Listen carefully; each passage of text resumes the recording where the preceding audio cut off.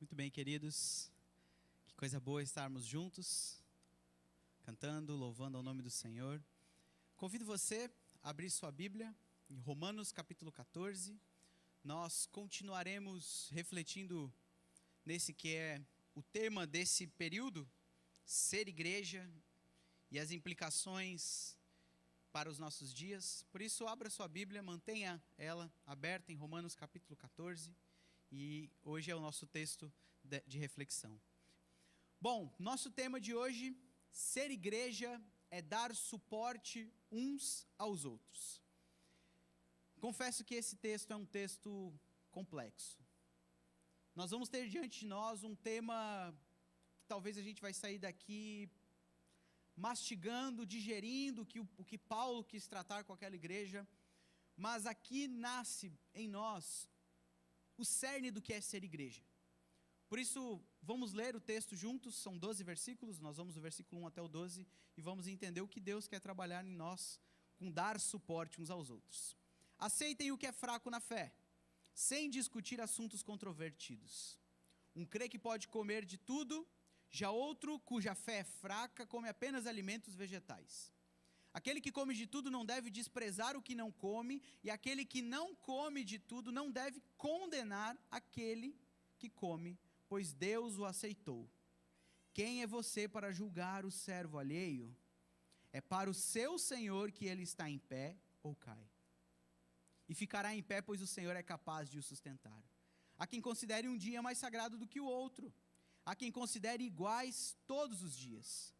Cada um deve estar plenamente convicto em sua própria mente. Aquele que considera um dia como especial, para o Senhor assim o faz. Aquele que come carne, come para o Senhor, pois dá graças a Deus. E aquele que se abstém, para o Senhor se abstém e dá graças a Deus.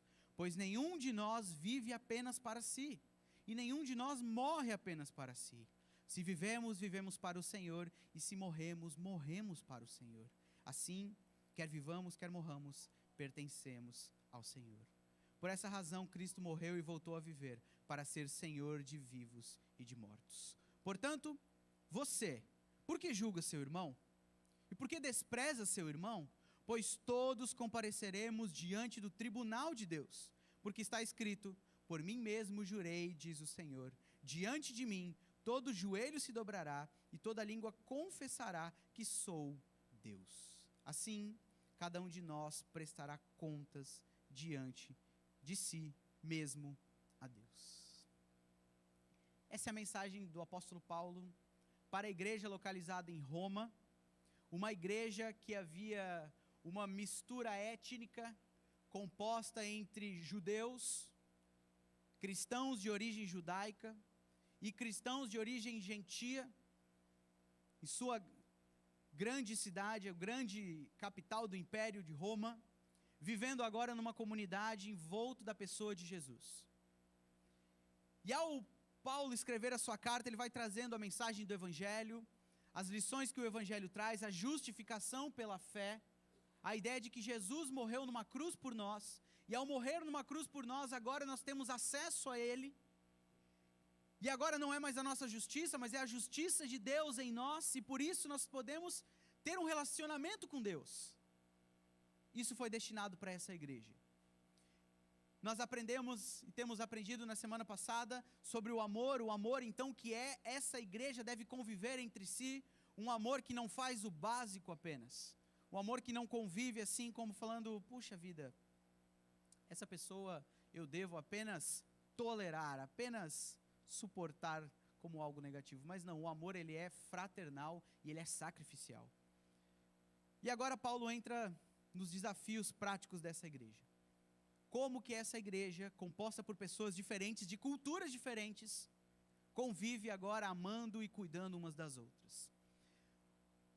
Se você parar para pensar, quais as características que evidenciam que alguém é um seguidor de Jesus?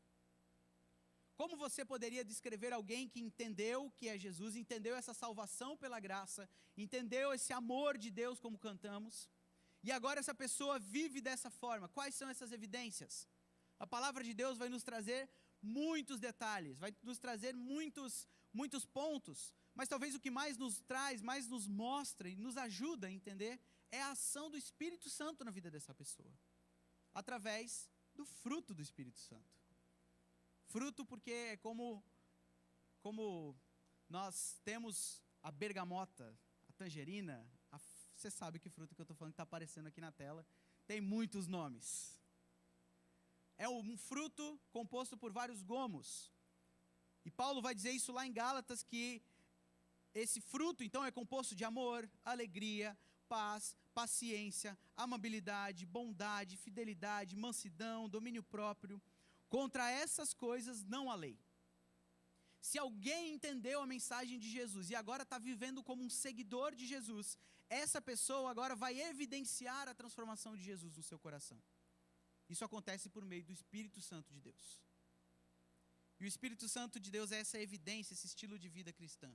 Mas quando nós falamos sobre os temas tratados e abordados por Paulo, será que existem marcas exteriores, externas, que expressam a fé em Cristo Jesus? Será que o cristão ele se veste de uma roupa típica, diferente? Será que o cristão ele come talvez de uma forma diferente? Quais são os modos de se viver a vida cristã? Porque o que Paulo fala em Gálatas é que é uma realidade do coração. É uma realidade interna. A fé cristã transforma o coração daquele que teve a sua vida transformada pela cruz de Cristo. Mas quais são as marcas que expressam a fé em Cristo Jesus? E é aí que nós nos complicamos.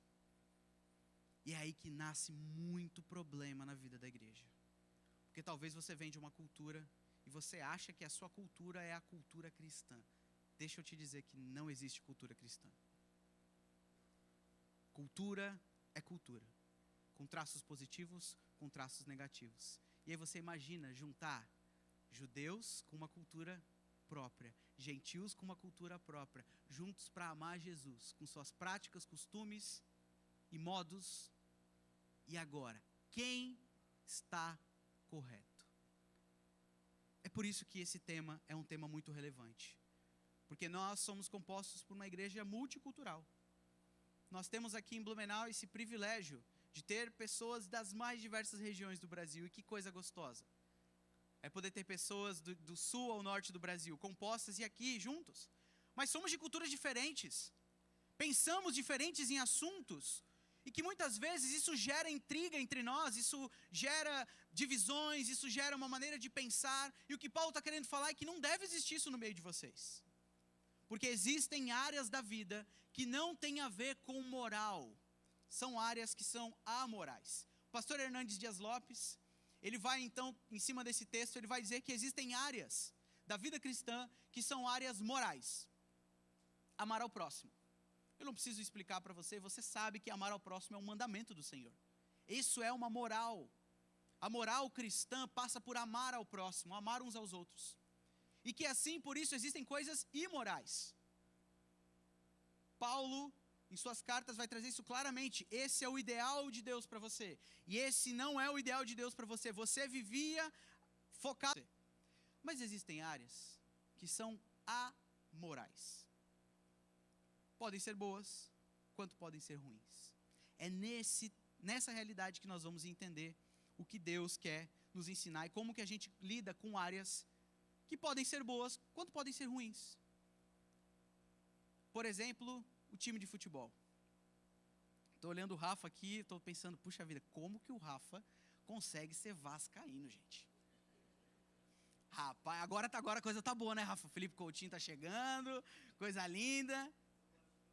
Tão feliz uns dias. Flamenguista, gente. Flamenguista é povo.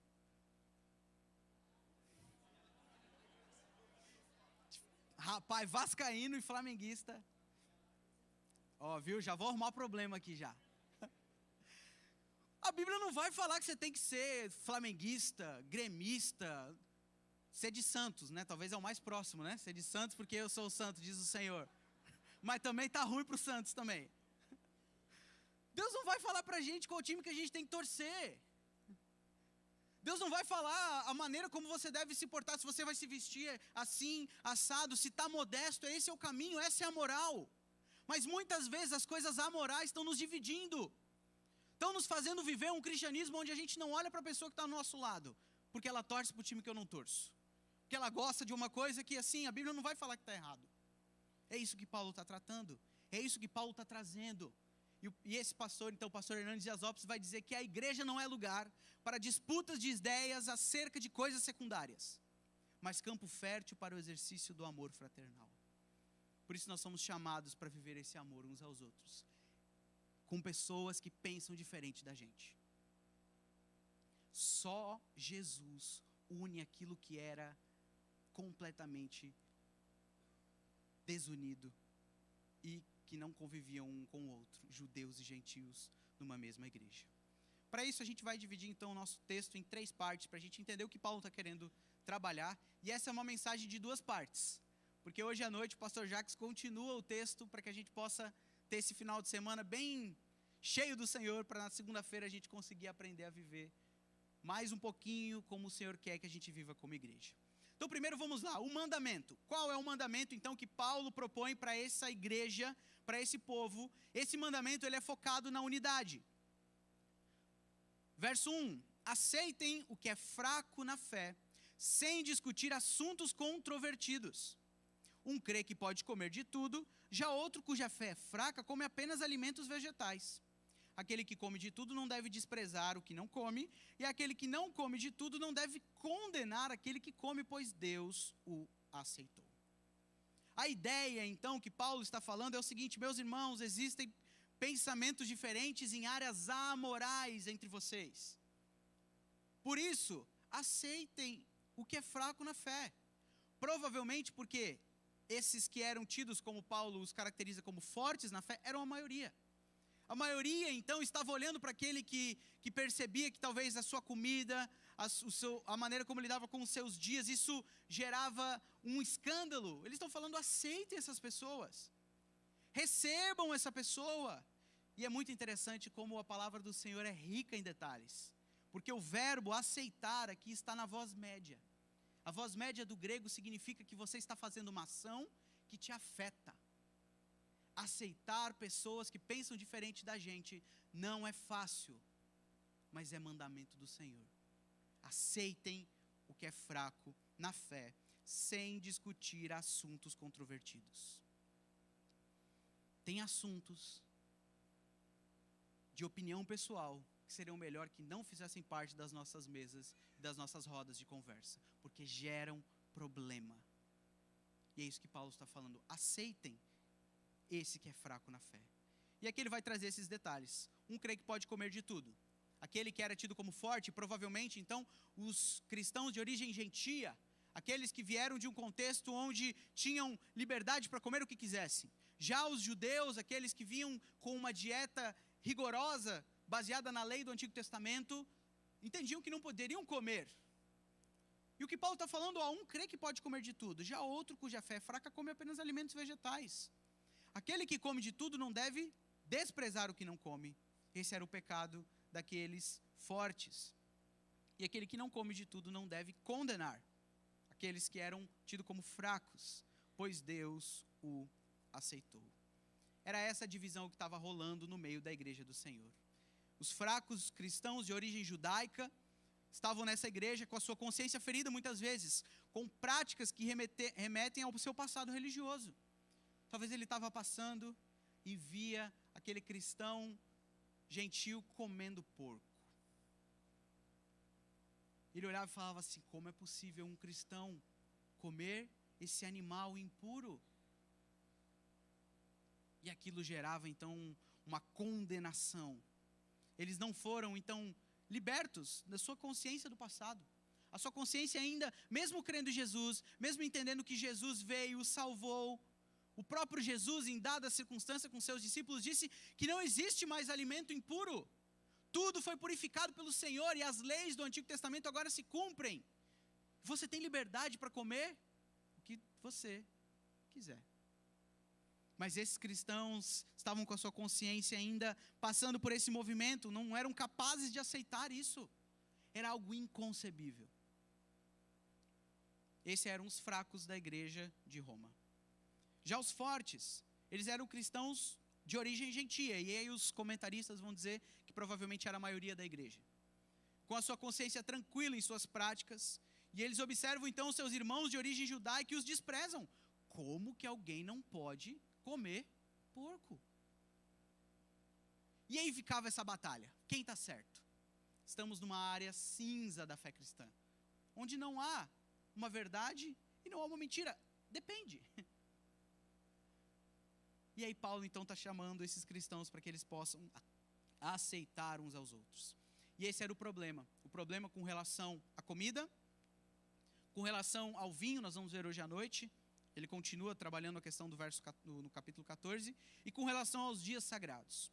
Com relação à comida, o Antigo Testamento vai trazer, então, que haviam animais puros e haviam animais impuros.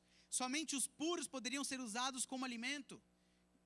Essa dieta kosher, até hoje o judeu segue essa dieta kosher, onde existem alguns tipos de alimento que fazem parte da sua rotina, da sua dieta, outros que não podem nem sequer chegar dentro da sua casa.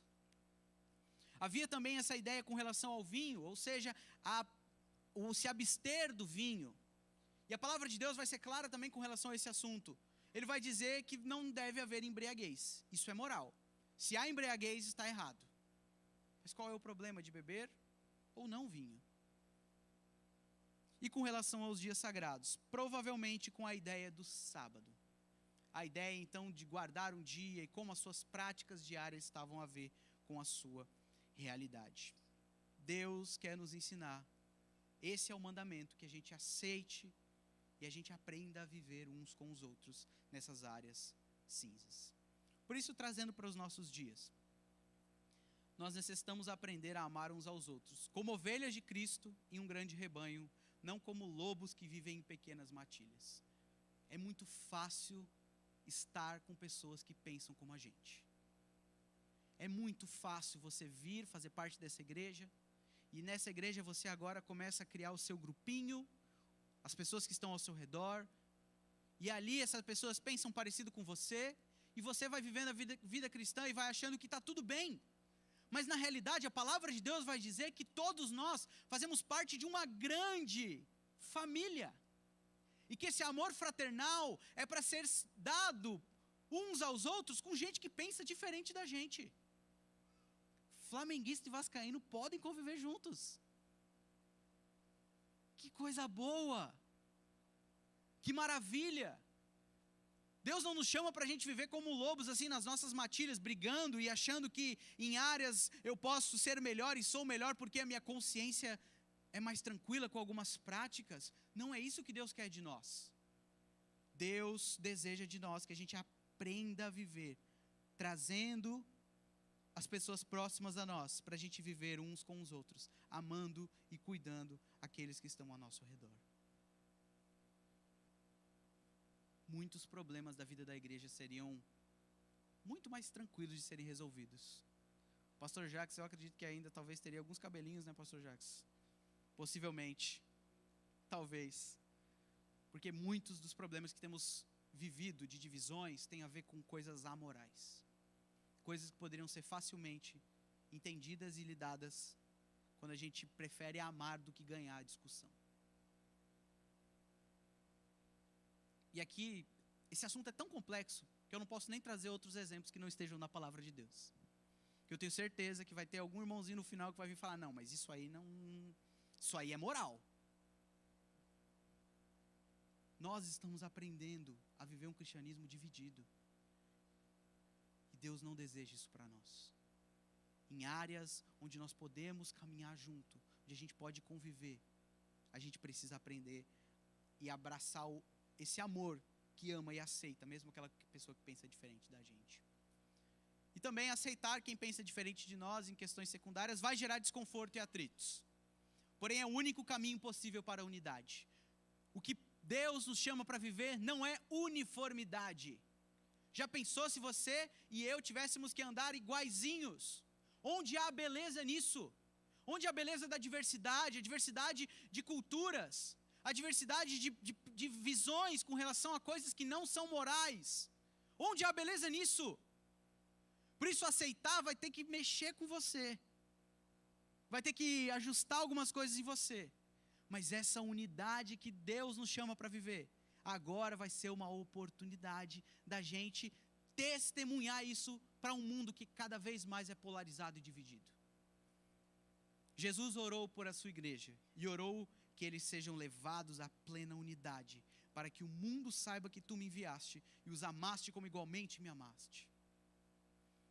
Jesus veio aqui, nessa terra, para morrer pelos nossos pecados, para nos trazer salvação, e para agora que essa comunidade viva em unidade, e essa unidade testemunha de que sim, existe nessa terra um local onde nós podemos conviver, mesmo pensando diferente em algumas áreas.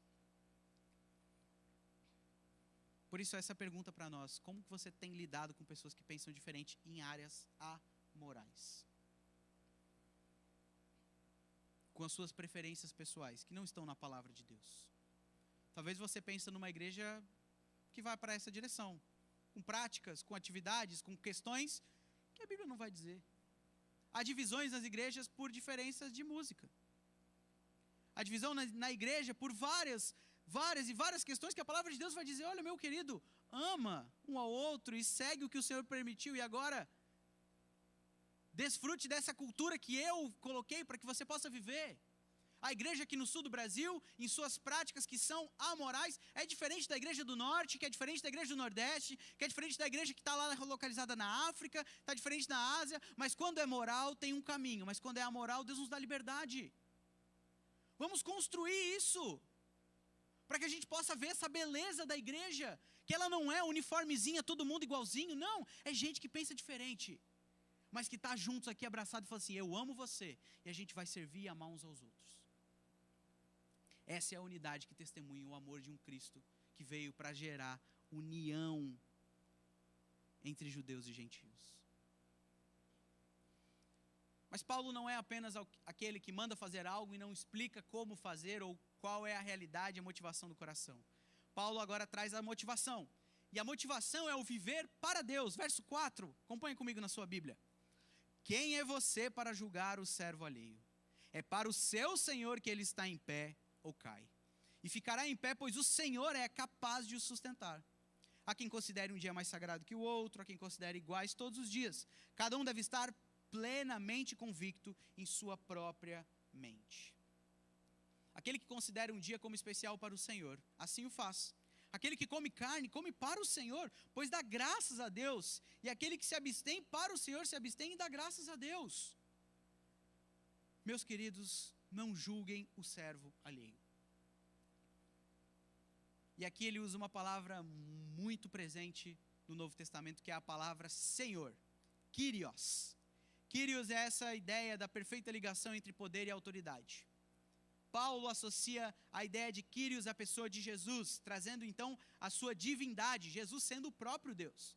Esse Kyrios é aquele que então cuida e que tem os seus servos. Esses Kyrios, então quem é um Kyrio tem os seus doulos. Doulo é a palavra utilizada para escravo. E Paulo, quando está saudando essa igreja, ele está falando: eu sou Paulo, escravo de Cristo Jesus.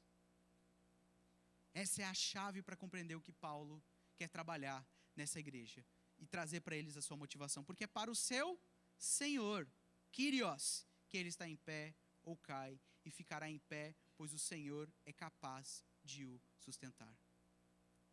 Se fazemos o que fazemos, a nossa motivação deve ser para agradar ao Senhor. É isso que ele está falando. Temos um Senhor. Liberto fui do meu, como cantamos, só que agora eu sirvo a esse Senhor. E esse Senhor é muito diferente do Senhor que eu servia. Agora ele é um Senhor amoroso e que cuida de mim.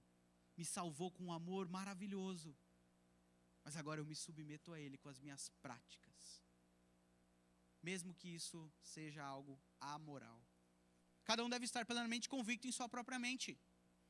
Se existem coisas que talvez você tenha dúvida e pense: puxa vida, agora eu entendi que eu sou um seguidor de Jesus, será que eu posso fazer isso? Será que eu posso fazer aquilo? Como que eu penso em relação a essa área? Paulo vai falar: olha, tenha a sua convicção clara. Entenda que se você está fazendo algo para o Senhor, entenda o que a palavra de Deus, entenda a direção moral que Deus tem para você, e use bem da sua liberdade. Use bem da sua consciência para fazer para o Senhor. Perceba quantas vezes aparece a palavra Senhor, só nesse trecho. Essa é, sem dúvidas, o argumento central para a gente entender como a gente deve lidar com os fracos e com os fortes na fé. Esse é o argumento central. Porque agora, fracos e fortes têm uma direção. O fraco, aquele que tem a sua consciência talvez tendo que lidar com assuntos relacionados à sua cultura, aquele que, o alvo do julgamento, possui um Senhor que realmente o conhece. Quem é digno de julgar seu irmão por fazer algo amoral? Quem somos nós para olhar para falar assim, esse cara está fazendo isso, esse cara não é cristão, ele não é de Jesus. Se aquilo é algo que a palavra do Senhor vai dar-nos liberdade para a gente fazer. Já o forte, que tem um Senhor, se submete a Ele, tendo o privilégio de pertencer a Deus e viver a liberdade em sua consciência. Como julgar a pessoa que não tem a mesma consciência que eu? Mas isso é tão tranquilo. Todos nós somos mexidos nessa área. Porque se fazemos o que fazemos, devemos estar convictos, cada um em sua própria mente. E esse passo, então, é o passo fundamental para a gente entender agora o que Paulo continua dizendo. Pois nenhum de nós vive apenas para si, e nenhum de nós morre apenas para si. Se vivemos, vivemos para o Senhor, e se morremos, morremos para o Senhor. Assim, quer vivamos, quer morramos, pertencemos ao Senhor. Por essa razão, Cristo morreu e voltou a viver, para ser Senhor de vivos e de mortos. Nenhum doulo, nenhum escravo, nenhum servo vive para si mesmo, mas para agradar ao seu Senhor. Por isso, se vivemos, vivemos para o Senhor. Se fazemos o que fazemos, fazemos para o Senhor. Se não estamos fazendo para o Senhor aquilo que aparentemente é algo amoral, estamos fazendo para nós mesmos, para nossa própria satisfação, devemos tomar um grande cuidado, porque pode ser que isso já está se tornando algo imoral. Mas se fazemos o que fazemos para o Senhor, estamos agradando aquele que nos resgatou. Assim, quer vivamos, quer morramos, pertencemos ao Senhor. Gente que tem a consciência tranquila e limpa para essas questões. Gente que fica cheio de cuidados, pensando, puxa, eu vou desagradar a Deus. Pertencemos ao Senhor. Paulo não tem a intenção de olhar para o fraco e falar assim, poxa, você precisa ficar mais fortinho, né? Sua consciência precisa ser melhorada. Paulo não faz isso. Paulo está falando assim, se você vai fazer alguma coisa, você vai ter práticas que você entende que não fere a Deus, faça isso, mas faça para o Senhor. Agrade a Deus nos seus atos, nos seus pensamentos, nas suas vontades, na sua cultura, nos seus traços culturais. Agrade a Deus. Por isso essa é a pergunta para a gente refletir. Quem é o seu Kyrios? Quem é o seu Senhor? A pergunta não é quem é o seu Senhor como um domínio, mas a pergunta é para quem você vive. Porque se você está vivendo para talvez chegar num padrão moral e entender que está tudo bem, agora, se essa é a sua preocupação, está tudo errado.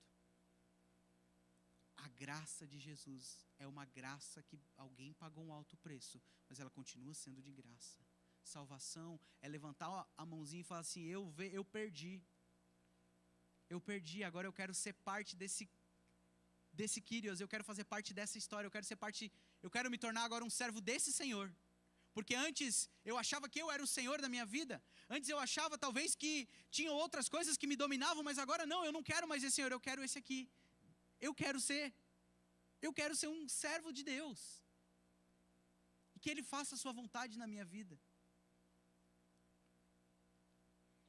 Por isso, essa é a primeira pergunta. E a segunda, de quem você é um doulos?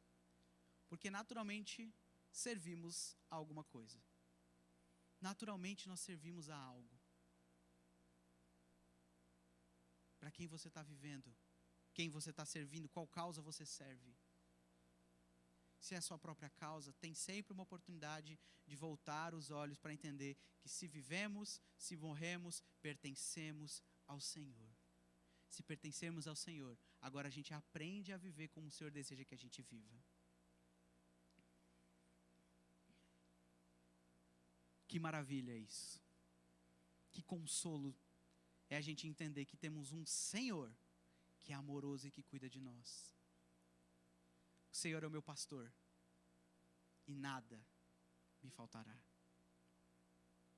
O Senhor é aquele que guarda as nossas vidas. O Senhor é aquela torre forte, como o salmista vai dizer. É esse o teu Senhor. Esse é o teu Kyrios. É a Ele que você deve se submeter como um doulos, como um servo fiel, entendendo que tudo que faço, tudo que tenho, faço para o Senhor. É isso que Paulo vai dizer lá em 1 Coríntios, capítulo 10, 31. Assim, tratando também sobre esse tema, mas para um contexto bem específico, lá em 1 Coríntios ele vai dizer: quer vocês comam, bebam, ou façam qualquer outra coisa, façam tudo para a glória de Deus. O tudo é tudo. Não limite o tudo que Paulo está colocando aqui. Seu trabalho você faz para a glória de Deus porque você tem um Senhor. Seus relacionamentos você faz para o Senhor porque você tem agora um novo Senhor. Todas as coisas fazemos para agradar a Deus. Agora a pergunta não é se eu estou comendo o que é certo ou se está errado. A pergunta é: será que eu estou comendo para agradar a Deus? Será que o que eu estou bebendo, eu estou agradando a Deus? Essa é a pergunta que a gente começa a fazer. Puxa vida, como é que eu posso então no meu trabalho agradar a Deus? Como é que eu posso então em áreas onde a palavra de Deus não diz o que eu tenho que fazer? Como eu vou viver? Paulo está falando: vivam como aqueles que pertencem a um novo Senhor. E assim a gente vai aprendendo a viver. E agora na igreja há unidade. Mesmo com pensamentos diferentes entre fracos e fortes. Amém? Eu falei que o negócio hoje ia ser complicado. Todos nós precisamos refletir nessa verdade, porque temos um Senhor que nos ama, e Ele quer fazer com que a gente aprenda a viver essa realidade uns com os outros. Para finalizar, por último, Paulo faz uma resolução, do verso 10. E essa resolução agora é que a Deus pertence o fechamento da conta. Ele vai dizer então, portanto, você por que julga seu irmão? Por que despreza seu irmão? Pois todos compareceremos diante do tribunal de Deus. Porque está escrito: por mim mesmo jurei, diz o Senhor, diante de mim todo joelho se dobrará e toda língua confessará que sou Deus. Assim, cada um de nós prestará conta de si mesmo a Deus. Mais uma vez, Paulo volta para essa pergunta, fala assim: por que você está julgando o seu irmão? Porque o julgar estava nos dois lados, tanto o desprezar quanto aquele que condenava. Está falando: por que você está julgando? A Deus pertence o tribunal. Todos um dia estaremos diante do Senhor e lá Deus vai fechar a conta. Lá Deus vai dividir, então a palavra de Deus vai nos dizer em Mateus 24, que lá Ele vai dividir ovelhas de bodes. Lá Ele que vai dar o direcionamento, e a gente muitas vezes está nos colocando nessa posição e dizer: opa, essa pessoa não é de Jesus, essa pessoa é. O que Paulo está falando é o seguinte: vocês estão pegando uma posição para vocês que não é de vocês. Todos prestarão contas diante de Deus. Portanto, João Calvino vai dizer: seria algo absurdo que um cristão arrogasse para si a liberdade de julgar a consciência de seu irmão, assentado no tribunal como se seu irmão fosse um criminoso e devesse ser lançado ao escabelo do juiz. É um absurdo. É um absurdo porque Jesus morreu numa cruz para que todo aquele que crê nele pudesse ser salvo. E aí, muitas vezes estamos olhando por áreas que temos liberdade. Estamos falando: aquela pessoa é um assassino, pecador. Jesus vai dizer lá em Mateus 5 que não julguem para que vocês não sejam julgados, porque na mesma medida em que você julgar, será julgado. Julgamento faz parte. Jesus não está falando que a gente não vai julgar uns aos outros, porque Ele está falando assim: opa, calma aí. A mesma medida que você vai julgar quem está do seu lado, espera para que você seja julgado também. Primeiro tira a trave do teu olho para você depois tirar o cisco que está no olho do seu irmão. Porque quando nós nos colocamos nessa posição, achando que estamos superiores àqueles que estão ao nosso redor, nós estamos tomando a posição que só Deus vai ter, que é de fechar a história, de concluir a história e falar assim: esse aqui vai para cá. Esse aqui vai para lá. E estamos fazendo isso muitas vezes, como que julgando áreas que a palavra de Deus vai nos dar liberdade. Tiago capítulo 4, versículo 11. Irmãos, não falem mal uns dos outros. Quem fala contra o seu irmão ou julga o seu irmão, fala contra a lei e a julga. Quando você julga a lei, não está a cumprindo, mas está se colocando como juiz. Há apenas um legislador e juiz, aquele que pode salvar e destruir. Mas quem é você para julgar o seu próximo?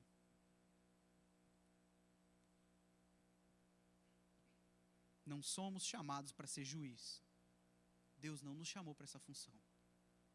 Tem alguém que vai fazer isso um dia. Esse que vai fazer um dia é um juiz justo. Porque a gente, nas nossas melhores das intenções, somos injustos. Nós olhamos na nossa ótica, nós temos uma limitação quando é algo amoral. Nós não sabemos e como lidar e proceder, mas o que Paulo está dando, pega o filtro. O filtro é o amor. Sai da posição de juiz e agora se coloca como servo de Deus. E que está junto com a pessoa do seu lado e fala assim, vamos ser servos juntos. Servo de um bom Senhor. Por isso, aplicando para nós, a Deus pertence o julgamento. Ele é o Kyrios, não nós. Todos, porém, um dia estaremos diante dele. Por isso a nossa consciência precisa estar clara diante do Senhor. Se o que estamos fazendo é para o Senhor e para agradar a Deus, ou se estamos fazendo para nós mesmos, nosso benefício, para o nosso nome ser exaltado. É aí que Deus nos ensina que agora nós temos um Senhor e vivemos para Ele. E Ele é aquele que julga. E nos ensina então que um dia Ele vai fazer isso.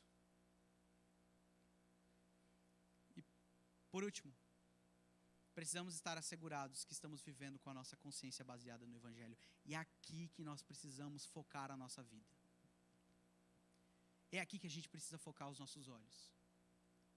A pessoa que você mais precisa temer nessa vida não são os governantes, não é nem o seu inimigo, que o próprio Paulo vai falar que a gente deve amar e pagar com o bem e o mal. A pessoa que você deve mais temer é a pessoa que você vê todo dia de manhã no espelho, e não é seu esposo e sua esposa.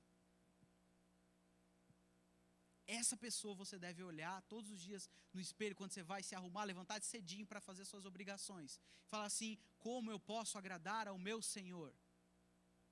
Se Jesus é o meu Senhor, como agora eu posso agradar e a minha consciência ser transformada na mensagem do Evangelho? Que mensagem é essa? A mensagem onde Deus, na pessoa de Jesus, veio até nós para nos ensinar que nós somos muito piores do que podemos imaginar. Nós não sabemos a dimensão que o pecado gerou em nós, e Deus nos prova o seu amor agora, dizendo que nós somos muito mais amados, porque Jesus veio até nós. E agora, como Romanos vai nos dizer, nenhuma condenação há para aqueles que estão em Cristo Jesus. Não porque eu e você fomos lá e fizemos algo bonzinho diante de Deus. Não, porque Ele veio e morreu em nosso lugar.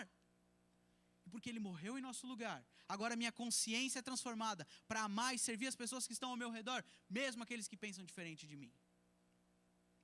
E agora eu chego diante do Senhor todos os dias e falo, Senhor, me preserva de pé, porque como a tua palavra vai dizer, o fraco e o forte tem um Senhor que ele serve, e eles permanecerão de pé porque o seu Senhor o preservou. Senhor, me ajuda a permanecer de pé.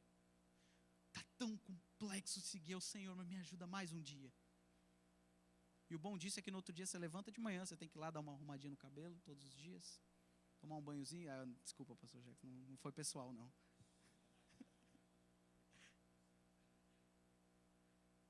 E aí você vai lá e você faz essa mesma oração.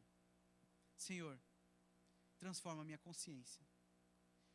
E ali o Senhor vai trabalhando no seu coração. Talvez algumas práticas você vai ter que deixar de fazer. Não porque elas são pecado, não porque elas são imorais, mas porque não condiz mais. Porque o teu Senhor deseja a tua vida, a tua adoração. Já que você quer adorar a Deus, algumas práticas te tiram do caminho de adorar a Deus. Aí a gente aprende a viver essa vida na consciência baseada no Evangelho. Por isso voltamos à nossa pergunta: existem marcas externas que expressam a fé em Cristo Jesus? Responderíamos então com o texto que vamos continuar hoje à noite. Romanos capítulo 14, versículo 17 e 18 diz assim: pois o reino de Deus não é comida nem bebida, mas justiça, paz e alegria no Espírito Santo. Aquele que assim serve a Cristo, o seu Kyrios, é agradável a Deus e aprovado pelos homens. Esse é o reino de Deus, um reino que vem para transformar a história, onde Jesus vem aqui entre nós e agora nos dá uma direção. Fala assim: ó, vivam assim. Pega essa liberdade agora boa que você tem para poder desfrutar de comer algo maravilhoso, para se vestir, para aproveitar os dias. Faz isso e se alegra, mas faz isso para Deus. Como é gostoso sentar para comer uma coisa boa, né, pastor Jacques? Um churrasquinho maravilhoso. Deus criou isso. Só que se a tua consciência te pega de comer algum tipo de alimento, não come. Você que come, agora não julga quem não come. Mas chama, vamos fazer um saladão junto? Pronto, gente, o mais importante é a gente estar junto. Não é o que a gente come, não é comida, não é bebida, mas é justiça, é paz, é alegria no Espírito Santo. Esse que serve a Cristo é agradável a Deus e aprovado pelos homens. Que coisa boa. Liberdade, mas uma liberdade que não fere uns aos outros. Miqueias capítulo 6, versículo 8, eu termino com esse versículo. Ele, o Senhor, mostrou a você o que é bom, e o que o Senhor espera de você, o que Ele pede de você, que pratique a justiça, ame a misericórdia e ande humildemente com o seu Deus. Não é amar a justiça apenas, é praticar ela, servir. Isso é o praticar a justiça. Ame a misericórdia. A misericórdia aqui é a palavra que para mim no Antigo Testamento é a que eu mais gosto. Hesed. Hesed é o amor leal de Deus. É amor daquele que te tornou o seu servo. Esse amor que nós entendemos agora, que cremos, cantamos. Ame essa verdade. Ame a misericórdia de um Deus que não pagou o preço por você no seu lugar. Não botou você para pagar os pecados e as suas ações, mas te dá aquilo que eu e você não merecemos. Ame a misericórdia. E agora ande humildemente com o seu Deus. Todo dia de manhã lá que você vai lá se arrumar, fala assim: Deus, me ajuda. Transforma a minha consciência, para que aquilo que eu faça para agradar a Ti. No meu trabalho, na minha família, nos meus estudos, tudo isso. E aí a gente aprende a suportar uns aos outros em amor. Eu não sei você, mas isso aqui me dá um ânimo todo dia de manhã. Mesmo que eu acordo às vezes desanimado, falo assim: puxa vida, perdido. Não, agora praticar a justiça, amar a misericórdia e andar humildemente com o meu Deus. Esse é o alvo. E agora eu faço isso lidando e amando com liberdade as pessoas que estão ao meu redor. Por isso feche os seus olhos. E eu convido você nesse momento a refletir como você tem lidado com a sua cultura, como você tem lidado com coisas que aparentemente são coisas que você mataria e morreria anteriormente. Deus quer fazer uma transformação em nós, nos ensinar a viver como Ele deseja que a gente viva. Não como aqueles que são cheios de razão, cheios de si mesmo, tomados por um entendimento que eu sou o superior, que eu sou o melhor, porque eu penso dessa forma. Não. Quem tem um Kyrios se submete a Ele, entendendo que todo mundo está no mesmo nível. Todo mundo é servo. Todo mundo é servo de um Deus que é tão amoroso e que agora a gente deve pertencer a Ele. E pertencer a Jesus é o melhor presente que a gente pode ter. Não existe nada melhor do que ser amigo de Deus. Liberto fui de uma prisão. O meu Salvador me encontrou. Isso não tem nada melhor do que isso. Por isso, mais uma vez, peça para que Jesus possa trabalhar na sua consciência, para te mostrar que talvez tem áreas que você precisa deixar de fazer, tem áreas que você precisa estar mais convicto de que, poxa, isso não desagrada a Deus. Mas acima de tudo, para que a gente pare de olhar para o lado, querendo buscar o nosso valor e menosprezar quem está ao nosso lado, ou condenar quem está ao nosso lado. Temos um bom Senhor, viva para agradar a Ele. Peça para que Jesus faça isso no seu coração.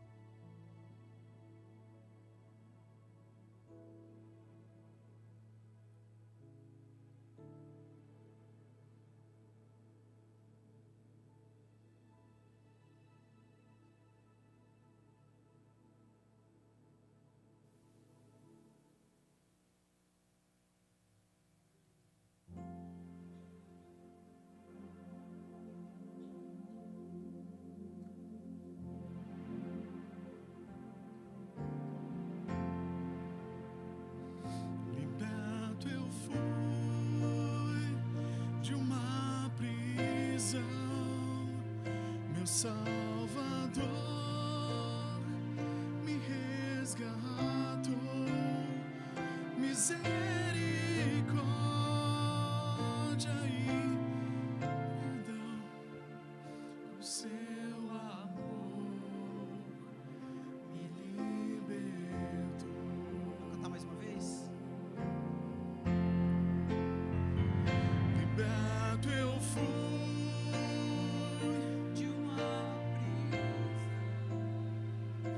Salvador me resgatou, misericórdia e perdão, com seu amor me libertou. Senhor Jesus, quer vivamos, quer morramos, pertencemos ao Senhor. E um dia lá na história, quando a história se findar, a palavra do Senhor vai dizer que todo joelho se dobrará, toda língua confessará que Jesus Cristo é o Senhor. Aquele que creu e aquele que não creu. Mas Senhor, naquele momento, quando o Senhor estiver fazendo, e diante do tribunal do Senhor, o Senhor estará dividindo a história naqueles que te serviram e que te reconheceram em vida e aqueles que não, julgando as minhas ações, julgando a maneira como eu lidei com o meu irmão, com as pessoas que estão ao meu redor, que eu possa me lembrar que eu já fui liberto, que eu já fui salvo, e lá o Senhor não vai estar olhando para mim, para os meus atos, para os meus erros, mas vai estar olhando para Jesus. Deus, que essa verdade impacte os nossos corações, para a gente lidar com as coisas que o Senhor permitiu com que existissem, para que a gente aprenda a lidar com a cultura que está ao nosso redor, agora não cheio de sims, de não, de listas das mais diversas, mas sim com a consciência firmada em Ti, Senhor. Mas se tem áreas que para nós é tão difícil, Senhor, que a gente possa agradar a Ti, nos abstendo de fazer algo. Mas Senhor, acima de tudo, nos ensina a ser essa igreja que aprende a amar pessoas que têm consciências diferentes, que pensam diferentes em áreas que o Senhor não deixou claro, Pai, porque o Senhor nos deu essa liberdade cristã. Ajuda-nos, Pai, ajuda-nos, Senhor, nós precisamos de Ti, nós precisamos disso, Senhor, para que essa igreja, essa comunidade aqui em Blumenau possa viver essa unidade que testemunha para as pessoas ao redor, que é possível amar, aceitar, conviver e estar próximo de pessoas que pensam diferente da gente. Vai trabalhando em nossos corações, Pai, vai moldando as nossas vidas, vai nos dando um amor e um desejo de ler a Tua palavra para entender o que é imoral, o que é moral, o que é amoral.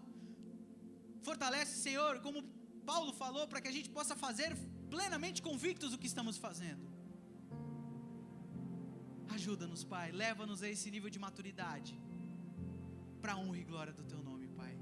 Nós Te bendizemos e Te louvamos. Obrigado, Paizinho, pelo Teu amor e por mais uma vez a Tua palavra estar diante de nós. Nós Te bendizemos e Te louvamos em nome de Jesus.